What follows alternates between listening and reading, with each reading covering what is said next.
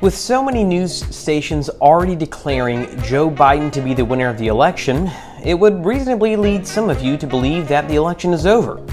However, that is simply not true.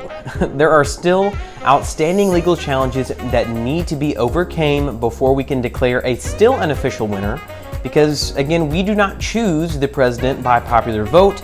The electors still have to meet in December, and then those votes will be counted and the unofficial winner will be declared in January.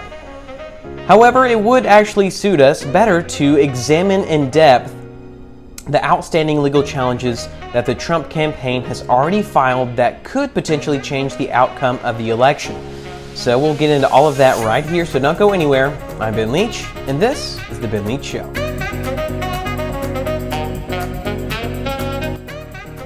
Before we go any further, I would like to give a shout out to Ben Leach.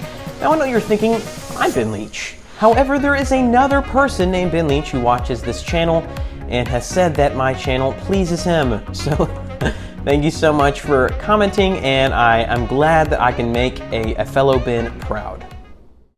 So let's start with Pennsylvania, the state which put Joe Biden over the edge, according to major news sources, for winning the presidency. Because it is the state with the most legal actions right now, because as of the time of this recording, there have been 10 different lawsuits filed for changing the election results. So the first couple came within a couple of days of the election. The first one was that the Trump campaign alleged that enough poll watchers were not allowed to observe meaningfully the process by which they were counting votes. So basically, they weren't getting enough access to verify how they were counting the ballots and if they were following all of the rules that they were supposed to. Now, in most states, the law of that state dictates that both sides, both the Democrat and Republican side, can have their own version of poll watchers to come in and verify that everything is happening according to the law. So the Trump campaign alleged that they were not given meaningful access, and the judge in that case ruled in favor of Trump and allowed for people to get a little bit closer in order to verify that all of the counts were happening properly. Now the next couple they kind of go hand in hand. The first one was that originally Pennsylvania had given a deadline of November 9th for any missing information, such as addresses or any other incorrect information, to be corrected by the person that sent in a mail-in ballot. And as long as you got it in before November 9th, that was still an accepted ballot. Now they extended that deadline to November 12th, and the Trump campaign immediately filed suit, claiming that that was not a really fair way to conduct an election. So the court in that case ruled as setting aside those ballots, and in case they are found to be not legal ballots, or they rule in favor of the Trump campaign further, that they will already have a separate pile of those ballots. Now the second one kind of goes hand in hand, because originally Pennsylvania, under their election law, said that you had to get your ballot in by election day. Now obviously, with this massive number of mail-in ballots, as well as the coronavirus pandemic making people a little bit uneasy as far as going to the polls, the state Supreme Court ruled to extend that deadline further than election day. Now, the Trump campaign filed a lawsuit.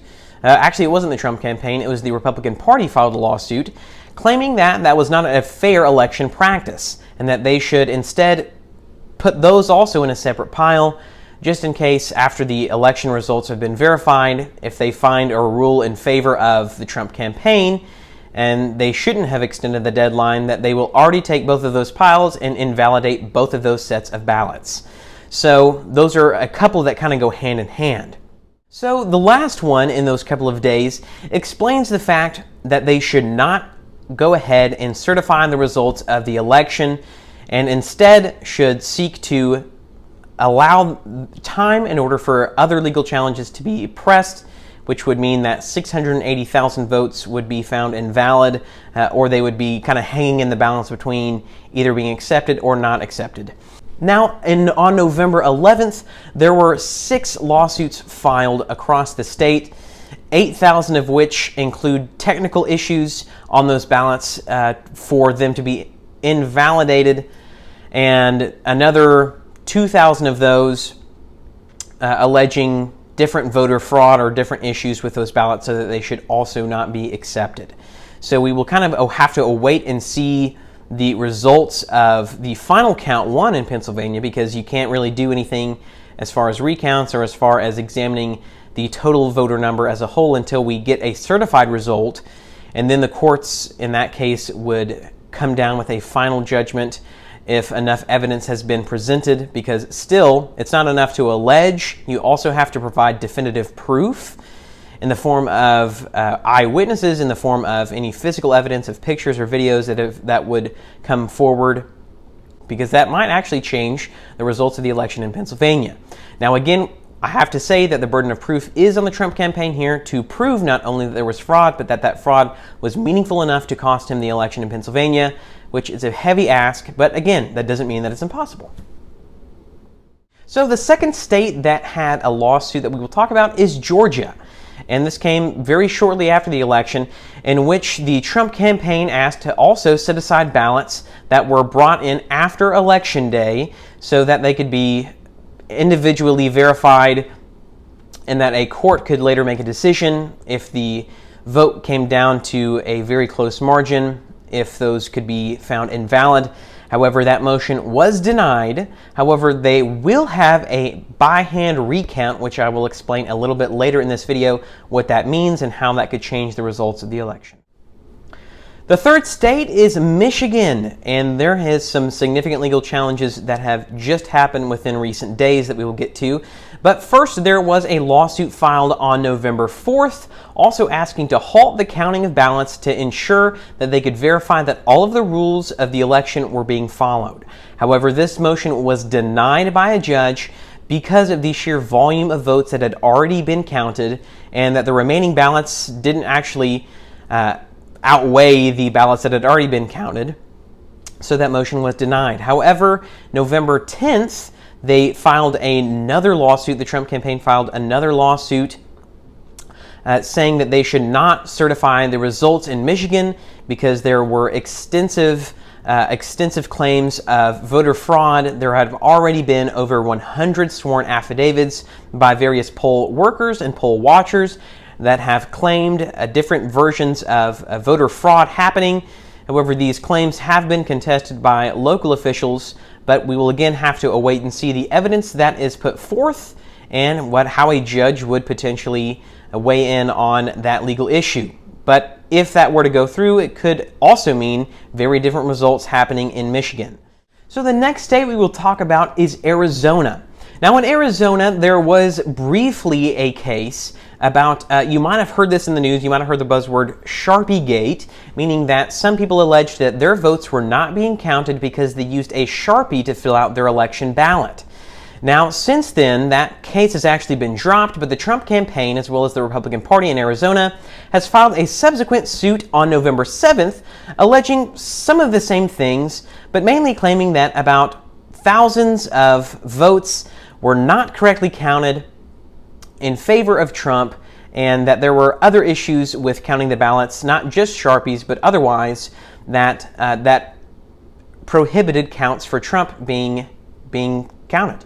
So there has not been a decision, to my knowledge. Multiple officials within the state of Arizona claim that was not the case, but I'm not sure of any evidence that it has been presented one way or the other, or if a judge has made a decision as of the time of this recording.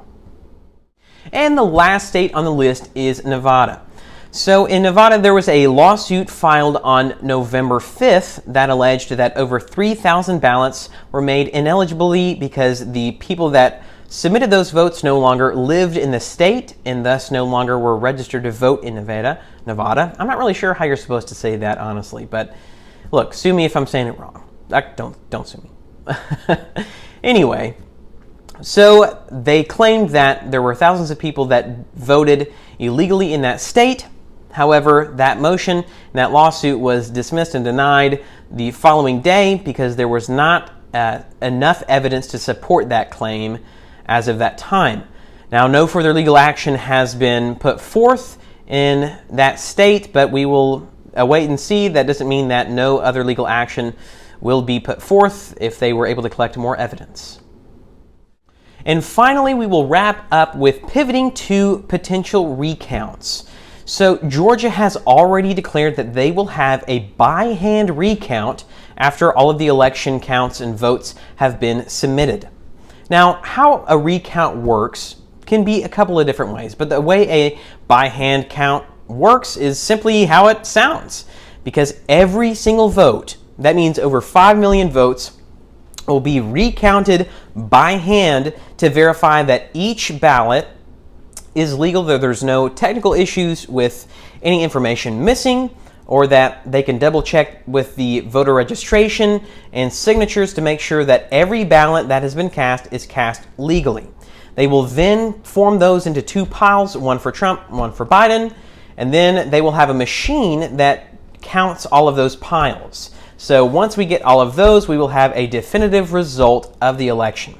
Now, there is a chance that might change the outcome of Georgia as of right now, with Biden leading by about 14,000 votes, but there also might not. It really just depends on if they were able to catch a lot of the discrepancies and invalid ballots the first time. But if not, then they could actually change pretty significantly. Now, Georgia is doing this, one, because their state law demands that if it's within this margin of less than half of a percentage point, which right now the vote is close, it's 0.3% percentage of a point. So if it was within that margin, then the state will actually pay for a recount and do it by hand to ensure that everything is following the law. And they are doing this simply to verify the results and also to provide people with more trust in the election results, which I think is a really good thing. I don't think you can have too much verification. I don't think you can have too much double and triple checking to make sure that enough people can trust the results of the election. This is one thing that I think is paramount, especially in 2020, is that people trust the process. And I think right now there are a lot of people who don't trust the process, but hopefully by doing something like this, it'll give people a little bit more confidence in the actual result. Now, the only other recount that might be possible, which the Trump campaign has said multiple times they intend to do, is a recount in Wisconsin. One happened in 2016, which actually further bolstered Trump's lead in the state. However, if you do this, their state election laws dictate that the person who wants the recount has to pay for the recount. Now, they could do it one of 2 ways. They could do a hand recount like they're doing in Georgia, or they could use a voter tabulation machine that will recount the ballots instead of actually having to count them by hand, which honestly sounds like a nightmare. I'm glad I don't have that job. But there is a possibility that might happen in that state, which in the past, historically, when you do recounts, people have made some sort of errors. Now, those errors haven't necessarily resulted in a flipping of the vote in presidential elections. However, in smaller local elections, that certainly has changed the vote, and different discrepancies have ruled in favor of the candidate that seemed to have lost. So we will see. We'll have to wait and see how those results pan out, which is why there really is no winner. I know that a lot of news sources are claiming that Biden is the winner, and that might very well be the case. But until all of these legal challenges are completed and until the recounts have happened, we won't really know for sure who the winner is. Now, like I said, the results that we have right now might not change, but there is a possibility that they might. However improbable that you might think it is, there is still a possibility that the election could change, which is why I think we should just wait and see how this happens.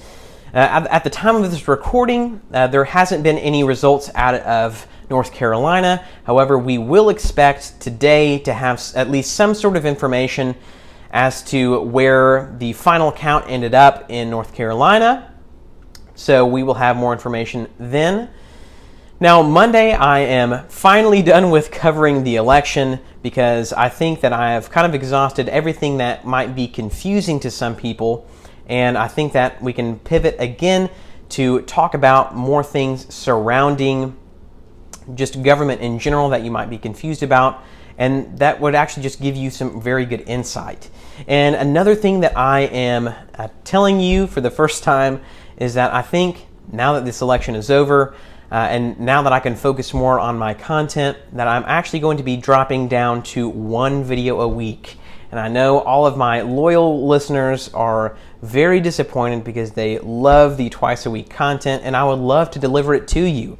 However, I think that I can be delivering a higher quality product, so I will be investing in getting more software and just investing more into my production quality. So that's why I'm dropping down to 1 video a week, because I still have a full-time job, like many of you who watch this video. So I love doing this and I love giving you reliable information, but I think that I can do that best by giving you 1 really, really awesome video per week that will be a little bit longer than this video and some of my other videos, but hopefully I can add in some other awesome graphics and different things, so you're not just watching me and reading the text that I put on the screen. It'll hopefully be a little bit more comprehensive than that. So my video next week, I will be talking about the difference between the House and the Senate, because there are meaningful differences between the two. And especially, I mean, I'm not necessarily going to be focusing on this election, but the fact that there is a high likelihood that we will have a Democratic House and a Republican Senate, and kind of how opposition parties interact, especially when one holds control of the House. So I will be outlining the differences between the two to hopefully clear some of those up for you. But thank you so much, as always, for allowing me to be a part of your morning, afternoon, or evening. But that's all I have for you right now. I'm Ben Leach. Have a great day. Thank you so much, as always, for watching my videos. Don't forget to subscribe to my channel, as well as like this video and share it with others. You can find me on Instagram and Parler at The Ben Leach Show.